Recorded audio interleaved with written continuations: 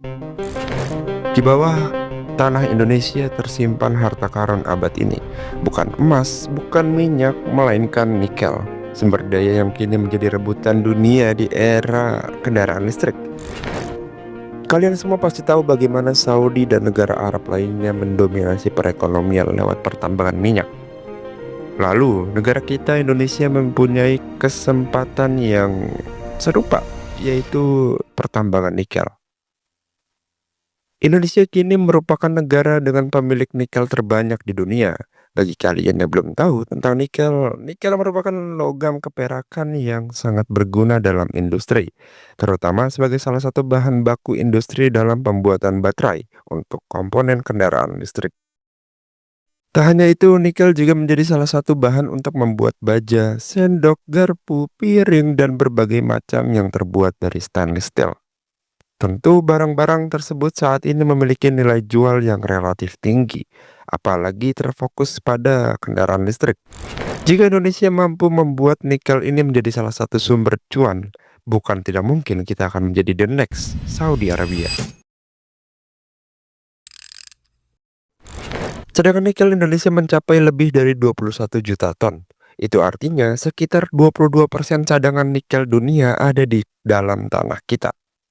Ranking jelas nomor satu di dunia, jauh mengungguli Australia, Brazil, dan Rusia. Tahun 2022, Indonesia menyumbang lebih dari 50% produksi nikel global. Dengan angka ini, praktis tidak ada percakapan global soal nikel tanpa menyebut Indonesia. Nikel Indonesia didominasi oleh laterit atau nikel kadar rendah, cocok untuk baterai kendaraan listrik. Walau kadar rendah, jumlahnya sangat masif, sehingga sangat diminati dalam industri baterai. Bahkan negara-negara maju seperti China, Korea Selatan, hingga Eropa mengincar nikel kita untuk mendukung transisi energi hijau. Indonesia bukan sekedar pemilik cadangan, tapi juga pemasok bahan baku vital untuk industri masa depan. Sejak tahun 2020, pemerintah melarang ekspor nikel mentah. Tujuannya memaksa investor untuk membangun smelter dan pabrik baterai di Indonesia. Sekarang lebih dari 40 smelter nikel beroperasi dan konsorsium baterai dunia mulai masuk. Jika berhasil, Indonesia tidak hanya menjadi eksportir bahan mentah, tapi produsen baterai kendaraan listrik dunia. Kita telah melakukan hilirisasi. Hilirisasi itu apa sih? Menjadikan bahan mentah kita menjadi barang setengah jadi atau barang jadi. Karena sudah lebih dari 400 tahun kita ini selalu mengekspor bahan mentah. Sejak VOC, kirim bahan mentah. Ya kita dapat uang, tapi sangat kecil sekali. Tapi semua ini datang dengan harga yang mahal.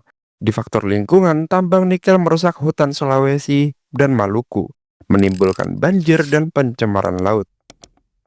Di dalam bidang keadilan sosial, banyak pekerja tambang yang masih menghadapi kondisi buruk, serta ancaman dominasi tenaga kerja asing yang memicu konflik.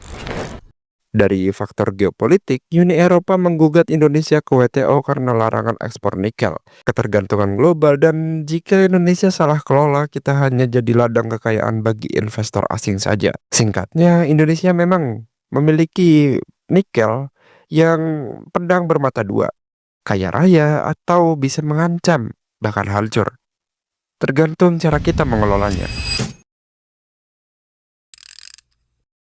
Jika Arab Saudi mendominasi dunia lewat minyak, serta membangun kekuatan politik dan global, Indonesia punya peluang serupa dengan nikel. Bedanya, minyak adalah energi lama, sementara nikel adalah energi masa depan.